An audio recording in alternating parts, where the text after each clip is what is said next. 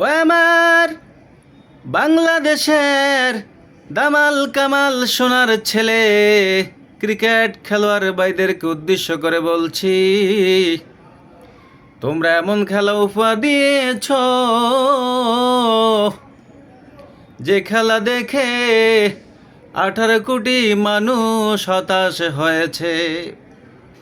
শুধু 18 কোটি মানুষ হতাশ হয় নাই, ছোট ছোট মাছুম বাচ্চারাও চোখের পানি ফেলে কেঁদেছে।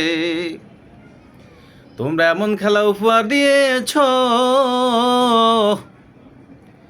যদি আর একটু ভালো খেলতা তাহলে আমরা এশিয়া কাপের ফাইনালে চলে যেতে পারতাম।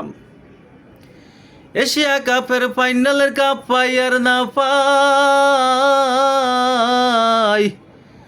অন্তত পক্ষে আমরা রানার্স আপ হইতে পারতাম। ছোট ছোট মাছুম বাচ্চারা চোখের পানি ফেলে কাঁদে। আমার 2টা মাছুম বাচ্চা রাত জেগে তোমাদের খেলা দেখেছে, খেলা দেখে চোখের পানি ফেলে অনেক কেঁদেছে।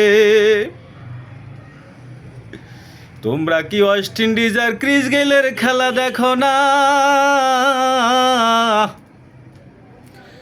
যে কিনা একাই 175 রান করেছে আইপিএলে?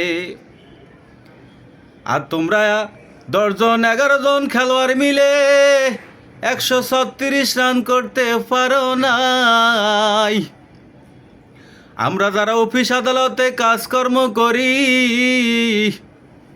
আমরা একটু কাজে ভুল করলে আমাদের 1 থেকে 3 দিনের স্যালারি কেটে দেওয়া হয়। বাংলাদেশ ক্রিকেট বোর্ড সরকার যদি এই বিষয়ে একটু নজর দেয়, তোমাদের বেতনও যদি কিছু কাটছাট করে, তাহলে তোমরা একটু ভালো খেলবা আশা করি। তোমরা এমন খারাপ খেলো না, আর মাসুম বাচ্চাদেরকে আর কাঁদাইও না।